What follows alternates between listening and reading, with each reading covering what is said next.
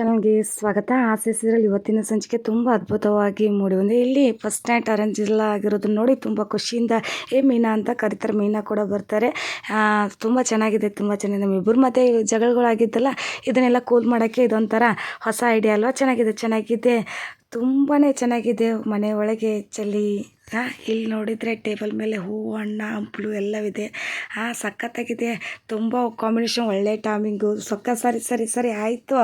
ಈ ಚಂದ್ರಲೇಖ ಪಿಕ್ಚರಾಗ ಹಂಸಲೇಖ ಮ್ಯೂಸಿಕ್ ಕೊಟ್ಟಂಗಿದೆ. ಈ ಕಾಂಬಿನೇಷನ್ ಸಖತ್ತಾಗಿದೆ. ನಾನಂತೂ ರೆಡಿ ಅಂತ ಹೇಳ್ಬಿಟ್ಟು ಇಲ್ಲಿ ಮೈನಾ ಅಂತ ಹಾಡಾಡ್ಕೊಂಡು ಇಲ್ಲಿ ಮೀನಾನ ಹಿಡುಕ್ತಾರೆ, ಹಾಡು ಆಡ್ತಾರೆ, ಆಮೇಲೆ ತಪ್ಕೋತಾರೆ, ಆಮೇಲೆ ಒಂಥರ ಬಿಡ್ರಿ ಅಂತ ಮೀನಾ ಕೂಗ್ತಾಳೆ. ಆಗ ಬಿಡ್ತಾರೆ. ಯಾಕೆ ಅಂತ ಹೇಳ್ತಾರೆ.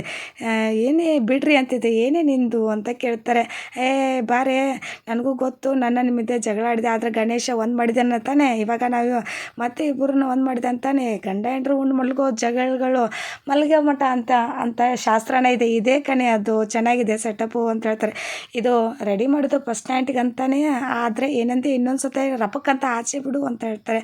ಇದು ಫಸ್ಟ್ ನೈಟ್ಗಂತ ರೆಡಿ ಮಾಡಿರೋದು ನಮಗಲ್ಲ ರೀ, ಶ್ರುತಿ ರವಿಗೆ ಅಂತೇಳಿ. ವಾಕ್ ಅಂತ ವಾಂತಿ ಮಾಡ್ಕೊಂಡು. ಯಾರೇ ಹೇಳಿದ್ದು ನಿನಗೆ? ತಲೆಯಲ್ಲಿ ಬುದ್ಧಿ ಐತೆ? ಯಾರು ಏನು ಹೇಳಿದ್ರು ಕೇಳಿಬಿಡ್ತೀಯ? ಫಸ್ಟ್ ನೈಟರ್ಗೆ ಅವ್ರು ನಮ್ಮ ರೂಮ್ನ ಅವ್ರಿಗೆ ಯಾಕೆ ರೆಡಿ ಮಾಡಿ ಕೊಟ್ಟಿದ್ದು? ಅಪ್ಪನ ರೂಮ್ ಇದೆ, ಮನೋಜನ ರೂಮ್ ಇದೆ, ಆ ಪೆಂಗ್ನವ್ರ ರೂಮ್ ಇದೆ, ಅದೆಲ್ಲ ಬಿಟ್ಟು ನಮ್ಮ ರೂಮ್ ಯಾಕೆ ಕೊಟ್ಟಿರೋದು ನೀನು? ಯಾರು ಹೇಳಿದ್ರು ಏನು ಕೇಳಿಬಿಡ್ತೀಯಲ್ವಾ? ಮೊದಲು ಅವ್ರನ್ನ ತೊಗೋತೀನಿ, ಆಮೇಲೆ ನಿನ್ನ ಕ್ಲಾಸ್ ತೊಗೋತೀನಿ ಅಂತ ಓಡ್ತಾರೆ. ಸಕ್ಕರೆ ಬೇಲು ಅಂತ ಕರೀತಾರೆ. ಏನು ಊರೋ ಕಿತ್ತೋಗಂಗೆ ಕಿರ್ಸ್ತಿದೆ, ಏನಾಯಿತು ನಿನಗೆ ಅಂತ ಕೇಳ್ತಾರೆ. ಫಸ್ಟ್ ನೈಟಿಗೆ ನಮ್ಮ ರೂಮ್ ಯಾಕೆ ರೆಡಿ ಮಾಡಿರೋದು ಅಂತ ಕಾಯ್ತಾ ಇದ್ದಲ್ಲ ನೀನು, ಬಂದ ತಕ್ಷಣ ನನಗೆ ತಲೆ ತುಂಬ್ಸೋಕ್ಕೆ ಅಂತ ಹೇಳ್ತಾರೆ. ಬತ್ತಿ ಹಚ್ಚಿಬಿಟ್ಟೆ ಅಲ್ಲ. ನಾನು ಯಾರೇ ಹಚ್ಚಿದ್ರು ಬತ್ತಿ ಸಿಡ್ದು ಹೋಗೋಕ್ಕೆ ನಾನು ಪಟಾಕಿ ಅಲ್ಲ ನಾನು ಅಂತ ಹೇಳ್ತಾರೆ. ನನಗೆ ಬೇಕೊಂದು ಗರ್ಜನೆ ಮಾಡೋದೇ ಅಂತ ಹೇಳ್ತಾರೆ ಇಲ್ಲಿ.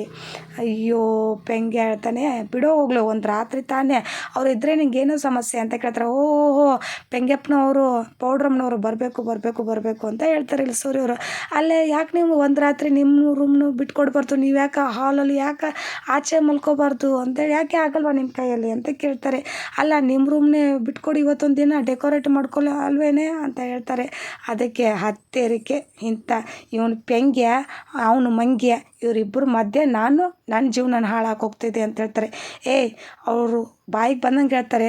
ನೀನು ನನ್ನ ಫೋನ್ ಮಾಡಿ ಕೇಳಬೇಕಾ ಅನ್ನೋದು ಗೊತ್ತಾಗಲ್ವಾ ಅಂತ ಹೇಳ್ತಾರೆ. ಹೌದಪ್ಪ ಹೌದು, ನೀನು ಪ್ರಧಾನಮಂತ್ರಿ ರಾಷ್ಟ್ರಪತಿನೂ ಎಲ್ಲ ನೀನು ಕೇಳಿ ಪರ್ಮಿಷನ್ ತೊಗೊಂಡು ಮಾಡ್ತಾರೆ ಅಂತ ಹೇಳ್ತಾರೆ. ಹೌದು, ನಾನೇ ನನ್ನ ರೂಮ್ಗೆ ರಾಷ್ಟ್ರಪತಿ ಹಾಗೂ ನನ್ನ ಹೆಂಡತಿಗೆ ನನ್ನ ಪತಿ ಅಂತ ಹೇಳ್ತಾರೆ. ಹೌದೌದು ಅಂತ ಹೇಳ್ತಾರೆ. ನಾನು ಬೆಳಗಾದರೆ ಡ್ಯೂಟಿಗೆ ಹೋಗ್ಬೇಕು, ರಾತ್ರಿಯಲ್ಲೇ ಬೇಯಿಸೋದು, ನಿಮ್ಮ ಮಲ್ಕೊಳಕ್ಕೆ ರೂಮ್ ಬೇಡವಾ ಅಂತ ಹೇಳ್ತಾರೆ. ಅಯ್ಯೋ ನಾವು ಪಾರ್ಲರ್ಗೆ ಹೋಗ್ಬೇಕು, ಬೆಳಗ್ಗೆ ಎದ್ದ ತಕ್ಷಣ ನಾನು ಕೆಲ್ಸಕ್ಕೆ ಹೋಗ್ಬೇಕು ಅಂತ. ಮತ್ತು ಪೆಂಗ್ಯ ಮತ್ತು ರೋಹಿಣಿ ಇಬ್ಬರು ಓಡೋಗ್ಬಿಡ್ತಾರೆ. ಬರ್ರಿ ಅಂತ ಕರೀತಾರೆ. ಆಮೇಲೆ ಇಲ್ಲಿ ಹಿಂಗೆ ಜಗಳ ಹತ್ತಿರುತ್ತೆ. ಆಗ ಮೀನಾ ಆಚೆ ಕರ್ಕೊಂಡು ಹೋಗಿ ಸಮಾಧಾನ ಮಾಡ್ತಾಳೆ. ಹೀಗೆಲ್ಲ ಮಾಡೋದು ಬೇಡ ರೀ, ಮಾವನವರು ತುಂಬ ಬೇಜಾರು ಮಾಡ್ಕೋತಾರೆ, ನಾವು ಇದೆಲ್ಲ ಮಾಡ್ತಿರೋದು ಎದಕ್ಕೋಸ್ಕರ? ಮಾವನವ್ರಿಗೋಸ್ಕರ, ಅವ್ರು ಖುಷಿಯಾಗಿರಲಿ ಅಂತ ಹೇಳ್ತಾರೆ. ಜಗಳ ಮಾಡ್ತಿದ್ದೆ, ನನ್ನನ್ನು ನಾನು ಕಾಪಾಡ್ಕೊಂತ. ಈಗ ಮನೆಯಲ್ಲಿ ನಾನು ಜಗಳ ಮಾಡ್ತಿರೋದು ನೀನು ಚೆನ್ನಾಗಿರಲಿ ಅಂತ ಕಣೆ, ಅದನ್ನು ಅರ್ಥ ಮಾಡು. ಕೆನ್ನೆಗೆ ಸುಣ್ಣ ಅಲ್ವೇ ಬೆನ್ನೆ ಇಟ್ಟರು ಕಾಣಿಸೋದಿಲ್ಲ ಕಣೆ ನಿನಗೆ. ಅವ್ರ ಉದ್ದೇಶ ಬೇರೆ ಇದೆ, ನಿನ್ನನ್ನು ಕುರುಡು ಮಾಡಬೇಕು ಅನ್ನೋದು ಅಷ್ಟೇ ಕಣೆ ಅಂತ ಪಾಪ ಮೀನನ ಬಗ್ಗೆ ಹೇಳ್ತಾರೆ. ಏನು ಇಟ್ಟರು ಉರಿಯಲ್ಲಲ್ವಾ, ಹೋಗಲಿ ಬಿಡ್ರಿ ಅಂತ ಸುಮ್ಮನೆ ಆಗ್ಬೋದು ನೀನು ಕಣೆ. ಆದರೆ ನನ್ನ ಹೆಂಡತಿಗೆ ನನ್ನ ಮೋಸ ಆಗೋದು ನನಗೆ ತಡ್ಕೊಳಕ್ಕಾಗಲ್ಲ ಕಣೆ ಅಂತ ಹೇಳ್ತಾರೆ. ನಿಜಾನೇ ರೀ, ನೀವು ಹೇಳ್ತಿರೋದು ನಿಜಾನೇ, ಅದು ನಾನು ಹೇಳೋದನ್ನು ಅರ್ಥ ಮಾಡ್ಕೊಳ್ಳಿರಿ ಅಂತೇಳಿ. ಶ್ರುತಿ ಆಗಲಿ ರೋಹಿಣಿ ಆಗಲಿ ಶ್ರೀಮಂತರ ಮನೆ ಮಕ್ಕಳು, ಅವ್ರಿಗೆ ನೆಲದ ಮೇಲೆ ಮಲಗಿ ಅಭ್ಯಾಸ ಇರಲ್ಲ. ಜೊತೆಗೆ ಇಂಥ ದಿನದಲ್ಲಿ ಶ್ರುತಿನ ಹಾಲಲ್ಲಿ ಮಲ್ಕೋದು ತಪ್ಪು ಕಣ್ರಿ. ಎಷ್ಟು ಸರಿ ಇರುತ್ತೆ ಹೇಳ್ರಿ. ಅಂತಾದರೆ ಅತ್ತೆ ಮಾವನಿಗೆ ವಯಸ್ಸಾಗಿದೆ, ಅವರು ಎಲ್ಲಿ ಮಲ್ಕೋತಾರೆ? ಅವರೆಲ್ಲ ಬಗ್ಗೆ ನೀನು ಯೋಚನೆ ಮಾಡ್ತಿದ್ದೆ, ಆದರೆ ನಿನ್ನ ಬಗ್ಗೆ ಯಾರೇ ಯೋಚನೆ ಮಾಡ್ತಿರ್ತಾರೆ? ನೀನು ಈ ಮನೆಗೆ ಒಳ್ಳೇದಾಗಲಿ ಅಂತ ಬಯಸ್ತೀವಿ, ನಿನಗೆ ಆ ದೇವರು ಒಳ್ಳೇದು ಮಾಡ್ತಾನೆ, ಮೋಸ ಮಾಡಲ್ಲ ಕಣೆ ಅಂತ ಹೇಳ್ತಾರೆ. ನಿನಗೆ ದೊಡ್ಡಣ್ಣ ಅಂಕಲ್ ಥರ ಡೈಲಾಗ್ ಹೊಡಿಬೇಕು ತಾನೆ ನಿನಗೆ ಅಂತ ಹೇಳ್ತಾರೆ. ಆಮೇಲೆ ಬರ್ರಿ ನೀವು ಮಲ್ಕೊಂಡು ನೋಡ್ರಿ ಅಂತ ಚಾಪೆ ದಿಂಬು ತೊಗೊಂಬರ್ತೀನಿ ಅಂತ ಹೋಗ್ತಿರ್ತಾರೆ. ಬೇಡ ಕಣೆ ನಾನೇ ತರ್ತೀನಿ ಅಂತ, ನಾನು ತೊಗೊಂಬರ್ತೀನಿ ಅಂತ ಮೀನಾ ಹೇಳಿ ಸೂರ್ಯನ ಕಳಿಸ್ತಾರೆ. ಎಷ್ಟೊಂದು ಅವಾಜ ಮಾಡ್ತೀಯ ಸೂರ್ಯ, ಮೀನಾ, ನಾಳೆ ಇದೆ ನಿಮಗೆ ಮಾರಿ ಹಬ್ಬ. ಇಷ್ಟೆಲ್ಲ ಮಾಡಿದ್ರು ಈ ಶಾಂತಿಗೆ ಬುದ್ಧಿನೇ ಬರ್ತಾಯಿಲ್ಲ. ಪಾಪ ಆಚೆ ಮಲ್ಕೊಂಡ್ರು ಅವ್ರಿಗೆ ಶಾಪ ಆಗ್ತಿದ್ದಾಳೆ. ನಾಳೆ ತರಾಟೆ ತೊಗೋತಾಳಂತೆ ಈ ಶಾಂತಿ. ಪಾಪ ಮೀನಾ ಸೂರ್ಯನ ದಿಂಬು ಕೊಟ್ಟು ಕಚೆ ಕಡೆ ಬರ್ತಾರೆ. ಎಲ್ಲ ರೆಡಿ ಆಯಿತಾ? ಹಣ್ಣು ಇಟ್ಟ್ಯಾ, ಹಾಲು ಇಟ್ಟ್ಯಾ, ಎಲ್ಲ ಇಟ್ಟೆ ತಾನೆ ಅಂತ ಕೇಳ್ತಾರೆ. ಇಟ್ಟಿದ್ದೀನಿ ಅತ್ತೆ ಅಂತ ಹೇಳ್ತಾರೆ. ಇಟ್ಟಿದ್ದೀನಿ, ಸ್ವೀಟ್ಸ್ ಇಟ್ಟಿದ್ದೀನಿ ಅತ್ತೆ ಅಂತ ಹೇಳ್ತಾರೆ. ಎಷ್ಟರಲ್ಲಿ ಬರ್ತಾಳೆ ಈ ಕಡೆ ಶ್ರುತಿ, ನೀನು ಹೋಗು ತೊಲಗು ಮೊದಲು ಅಂತ ಹೇಳ್ತಾರೆ. ಈ ಕಡೆ ರೋಹಿಣಿ ಬಂದುಬಿಟ್ಟು ಊಟ ಮಾಡೋಣ ಬತ್ತಿ ಅತ್ತಿ ಹೊಟ್ಟೆ ಹಸು ಅಂತ ಯಾವಾಗ ನೋಡ್ರು ತಿನ್ನೋದ್ರ ಬಗ್ಗೆನೇ ಯೋಚನೆ ಮಾಡ್ತಿರ್ತೀಯ, ಆಮೇಲೆ ತಿನ್ನೋನು ಬಿಡು ಇವ್ರನ್ನ ತಿನ್ನಲಿ ಅಂತ ಹೇಳ್ತಾರೆ. ನಮಗೋಸ್ಕರ ಯಾಕೆ ವೇಟ್ ಮಾಡೋಕೆ ಹೋದ್ರೆ, ನಾವು ಹೋಟೆಲ್ಲೇ ತಿನ್ಕೊಂಡು ಬಂದ್ವಿ ಅಂತ ಹೇಳ್ಬಿಡ್ತಾನೆ ಇಲ್ಲಿ ಶ್ರುತಿ ಮತ್ತು ರವಿ. ಅಲ್ಲ ಹಾಕೋಣೋ ರವಿ, ಮನೆ ಇರೋದು ಇದಕ್ಕೆ, ಅಡುಗೆ ಮನೆ ಇರೋದು ಇದಕ್ಕೆ, ಯಾಕೆ ಹಿಂಗೆ ಮಾಡಿದ್ರೆ, ಯಾಕೆ ಹೊರಗಡೆ ತಿನ್ನೋಕೆ ಹೋದೆ ಅಂತ ಹೇಳ್ತಾರೆ. ಹಸು ಇರೋದಕ್ಕೆ ಹೋಟೆಲ್ ಇರೋಕ್ಕೆ ಯಾಕತ್ತೆ, ನನಗೆಲ್ಲ ಕಾಯ್ಕೊಂಡು ಇರೋಕ್ಕಾಗಲ್ಲ ಅತ್ತೆ ಅಂತ ಹೇಳ್ಬಿಡ್ತಾರೆ. ಅಲ್ಲ ಅಮ್ಮ, ಹೋಟ್ಲಲ್ಲಿ ತಿಂದು ಆರೋಗ್ಯ ಹಾಳು ಮಾಡ್ಕೋಬಾರ್ದಲ್ಲಮ್ಮ, ಅದಕ್ಕೆ ಹೇಳ್ದೆ ಮನೇಲೇ ಊಟ ಮಾಡಬೇಕು ಅಂತೇಳಿ. ಅಯ್ಯೋ ಅತ್ತೆ, ನಾನು ಡಬ್ಬಿಂಗ್ ಮಾಡಬೇಕಾದ್ರೆ ಹೊರಗಡೆನೇ ತಿಂತಿದ್ದು ಗೊತ್ತಾ, ಅವಾಗಲೇ ನನಗೆ ರವಿ ಮೇಲೆ ಲವ್ ಆಗಿದ್ದು ನನಗೆ ಅಂತ ಹೇಳ್ತಾರೆ.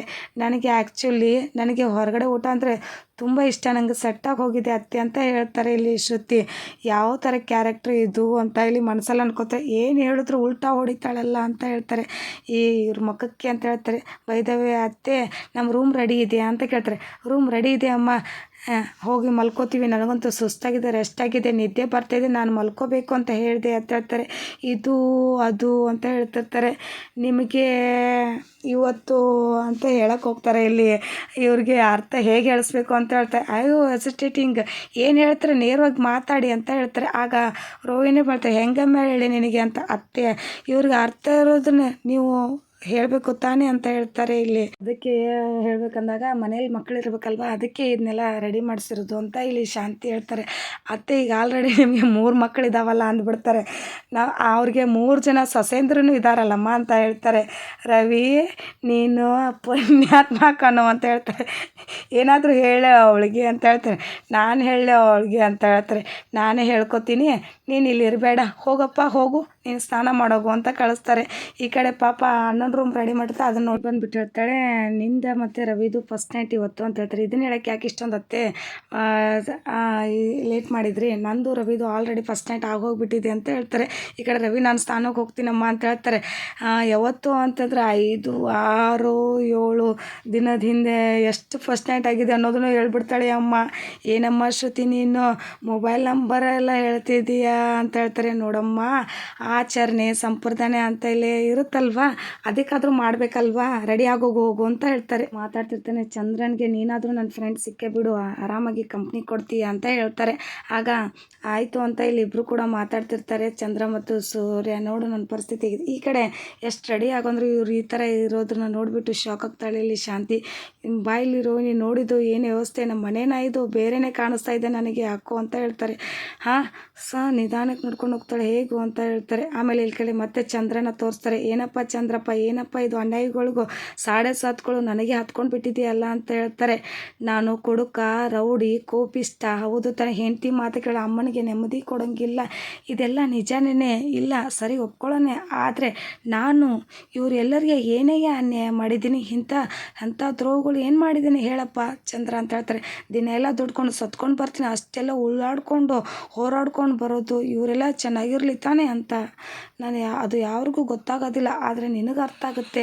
ಯಾಕೆ ಹೇಳು, ಟೆಂಪರು ತಡ್ಕೊಳಕ್ಕಾಗೋದಿಲ್ಲ ನನಗೆ ಅಂತ ಹೇಳ್ತಾರೆ. ಎಂತೆಂಥ ಜನರನ್ನು ನೋಡ್ತೀವಿ ಆಚಾರ್ಯ, ನೀನು ಒಬ್ಬರು ಡ್ರೈವರ್ ತಾನೆ, ಹೌದು ತಾನೆ, ದಿನ ಎಲ್ಲ ಡ್ರೈವ್ ಮಾಡ್ತಿರ್ತಿತ್ತಾನೆ, ಪೂರ್ವದಿಂದ ಪಶ್ಚಿಮಕ್ಕೆ ಒಬ್ಬ. ನನ್ನಂಥ ಡ್ರೈವರ್ ಕಷ್ಟ ಆಗೋದು ನಿನಗೆ ಮಾತ್ರ ಅರ್ಥ ಆಗೋದು, ಬೇರೆ ಯಾರಿಗೂ ಅರ್ಥ ಆಗೋದಿಲ್ಲ ಚಂದ್ರ ಅಂತ ಹೇಳ್ತಾರೆ. ಅಬ್ಬಬ್ಬಬ್ಬಬ್ಬ ದೇವ್ರೇ, ಆ ಟ್ರಾಫಿಕ್ಕು, ಆ ಸಿಗ್ನಲ್ಲು, ಹಿಂದೆ ಕೂತ್ಕೋ ಎಸಿಬೇಕು, ಹಿಂದೆ ಕೂತ್ಕೋರ್ಗೆ ಎಸಿ ಬೇಡ, ಅಷ್ಟೆಲ್ಲ ಜನರುಗಳನ್ನ ನೋಡಿಕೊಂಡು ಏನೋ ರಾತ್ರಿ ಮನೆಗೆ ಬಂದಿತ್ತು, ಸ್ವಲ್ಪ ಕೂಗಾಡ್ತೀನಿ ಅಷ್ಟೇ, ನೆಮ್ಮದಿ ಇಲ್ಲ. ಈ ನನ್ನ ಕರ್ಮಗಳು ಹೇಳ್ತಾ ಹೋದರೆ ರಾತ್ರಿ ಸಾಲಲ್ಲ. ಆಯಿತು, ನಿನಗೆ ನಿದ್ದೆ ಬರ್ತಾ ಇರಬೇಕಲ್ವ, ಹೋಗಿ ಮಲ್ಕೋಪ್ಪ, ಗುಡ್ ನೈಟ್ ಚಂದ್ರಮ್ಮ ಅಂತ ಹೇಳಿ ಮಲ್ಕೋತಾರೆ. ಇಲ್ಲಿ ಇಲ್ಲಿಗೆ ಇವತ್ತಿನ ಎಪಿಸೋಡ್ ಎಂಡ್ ಆಗುತ್ತೆ. ಇಷ್ಟು ಹೋದಲ್ಲಿ ಪ್ಲೀಸ್ ಲೈಕ್ ಮಾಡಿ, ಸಬ್ಸ್ಕ್ರೈಬ್ ಮಾಡಿ, ಶೇರ್ ಮಾಡಿ. Thank you.